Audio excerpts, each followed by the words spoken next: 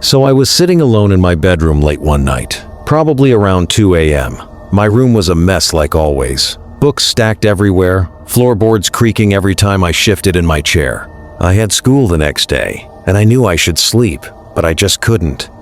I was bored and restless and doing that thing where you just stare at the ceiling waiting for tiredness to hit you. Then I remembered the old laptop. My dad had mentioned it once. Said it had been sitting in the attic for years collecting dust.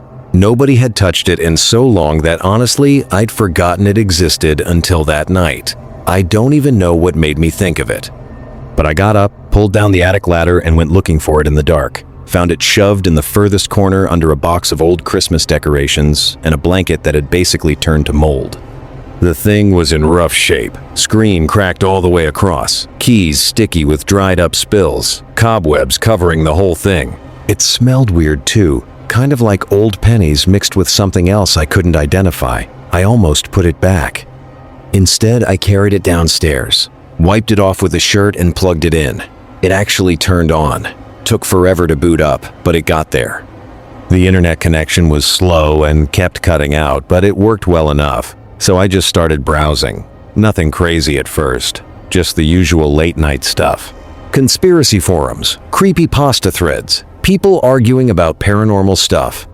I was half asleep reading through all of it, not taking any of it seriously. But then somewhere around 3 a.m., the links I was following started getting stranger. I don't know how to explain it exactly. It was like the internet started feeling different. Heavier somehow. The forums I was landing on were darker. The people posting on them were different. Nobody was joking around or being ironic. Everyone wrote like they were deadly serious about what they were saying. Posts about ancient evils and hidden knowledge and things that exist just outside of what normal people can perceive. Stuff that would normally make me laugh was just making me uncomfortable instead. Then I found the thread about the Red Room. It wasn't even a long post. Just a few paragraphs saying that the Red Room was a place on the deep web where you could ask for anything and get it. Anything at all, for a price that the post was deliberately vague about. The replies underneath were all people saying they'd found it, and that it was real, and that they wish they'd never gone looking. One reply just said, "Don't," and nothing else. I knew it was fake. It was obviously fake. I searched for it anyway. It took me almost an hour. Every link I tried was broken, or led nowhere. I was about to give up when the page finally loaded, and I actually felt my stomach drop when it did. The whole site was black. No images, no text, nothing, except this blinking cursor in the middle of the screen. And the second it loaded, this low humming sound started coming through the speakers. Not music, not static, just this flat, tuneless hum that made my teeth feel weird. Then, words appeared. Just 4 of them. Enter your request.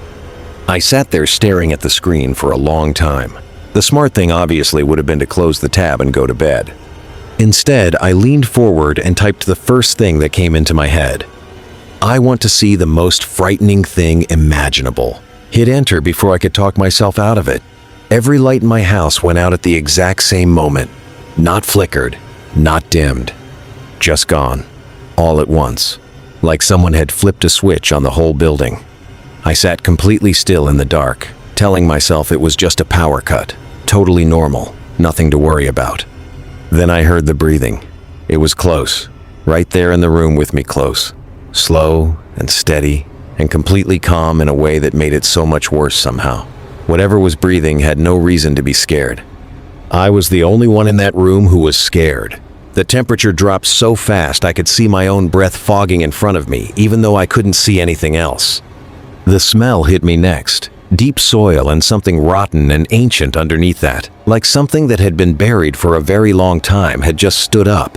I tried to get out of my chair, and my body just wouldn't respond. Not like I was frozen, more like the part of my brain that sends signals to my legs had just gone completely quiet. Something moved in the dark in front of me. I felt the air shift. Then I felt it right beside my ear, close enough that I could feel the cold coming off it, and it whispered something to me. I have tried so many times to remember what it said. I can't do it. It's like trying to remember a dream that fades the second you open your eyes. My brain just will not hold on to it no matter what I do. but I remember exactly how it felt to hear it.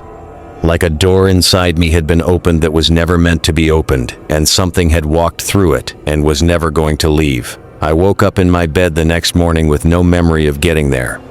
I was soaked through with sweat and shaking so hard I could barely hold my phone. The attic laptop was gone. I searched the whole house and found nothing, not even the charger. I've told myself every single day since then that it was a dream. A stress dream, a sleep paralysis thing, something explainable. I almost had myself convinced. But the browser history was still there on the laptop I use every day.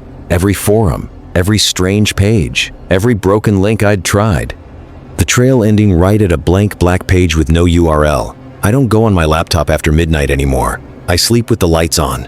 And I've stopped trying to remember what it whispered to me, because I've started to think that maybe my brain is protecting me by keeping it locked away, and that the day I actually remember it is the day something very bad is going to happen. The humming started again last night, by the way. First time since it happened.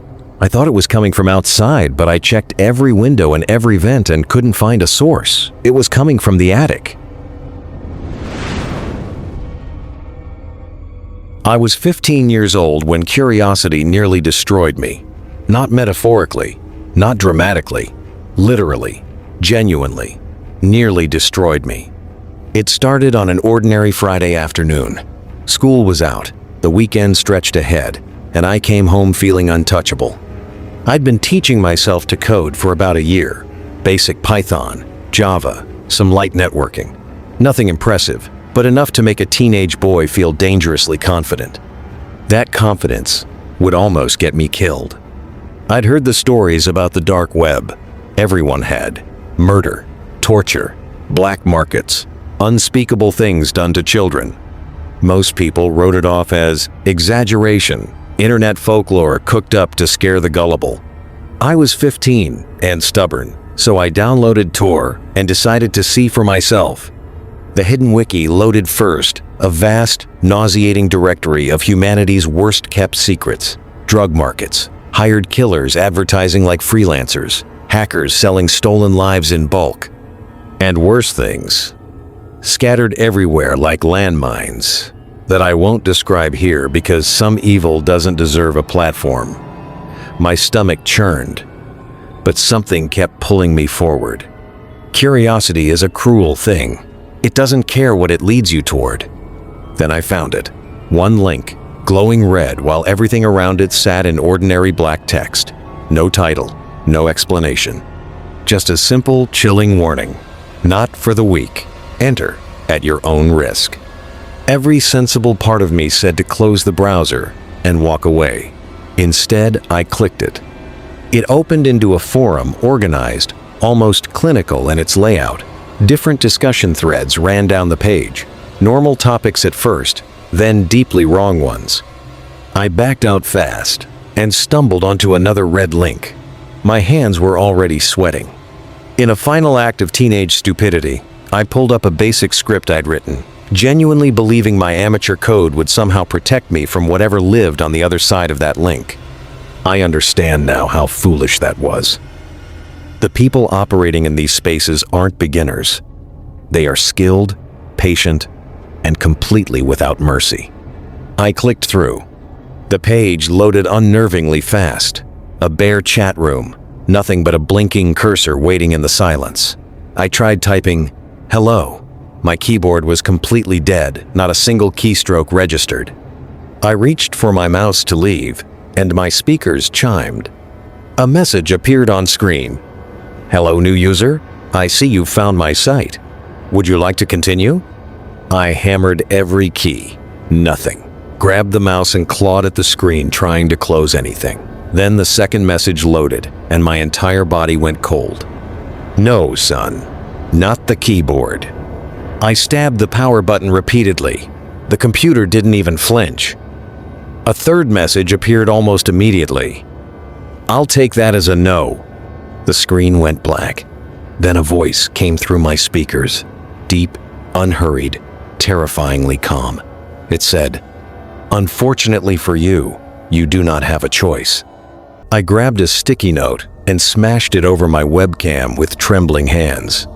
The voice came back within seconds, almost entertained. "Ah, so we're playing games now." The camera slowly pulled back. A man stepped into frame, average height, ordinary face, which somehow made everything worse. He reached to the side and lifted a large knife toward the lens without any urgency, the way someone picks up a coffee cup. He asked me quietly to name a body part. Behind him, half swallowed by shadow in the corner of the room, a heavy cloth covered something large and completely motionless on the floor. I ripped the power cord from the wall. I collapsed and lay on the cold floor for hours, shaking so hard my teeth rattled, unable to stand or think or speak. When I finally got up, I was a different person. I still am.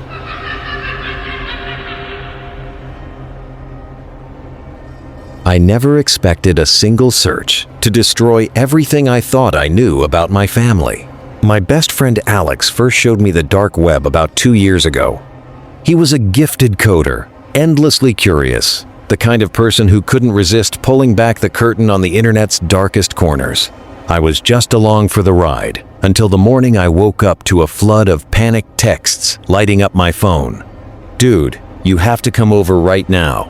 Jack, this is urgent. Please wake up. Where are you?" Alex wasn't the type to reach out like that. Getting more than 2 words out of him on a normal day was a challenge. So when I saw the messages, I knew something was seriously wrong. By the time I arrived at his house, 4 cop cars were parked outside. Neighbors gathered on the lawn. News vans idled at the curb. Alex's mother met me at the door, tears rolling down her cheeks, and told me the words that turned my world upside down. Alex was missing. I handed the detectives his frantic texts as potential evidence, then quietly slipped into his bedroom, desperate for any clue about what had happened. His monitor was off. I turned it on. There on the screen was an open dark web browser. The last search he'd made was my last name. My stomach dropped. Did he suspect me? I raced home, locked my door, fired up Tor, switched on my VPN, and typed in my own last name with shaking fingers. The page sat blank for several agonizing minutes. Then, slowly, it loaded hundreds of videos, stacked like a horrifying archive. I clicked the first one. A woman sat strapped to a chair in a dim concrete basement, struggling against her restraints, screaming for help. I recognized her almost immediately, our old neighbor from 2 years ago, the one with the distinctive heart-shaped tattoo on her neck.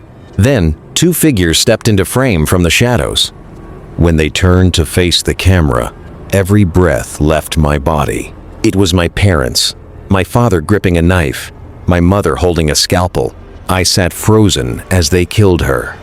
Suddenly, everything clicked. The sudden move across the country, my parents' so-called paranoia about the murders in our old town. They weren't running from violence. They were the ones behind it.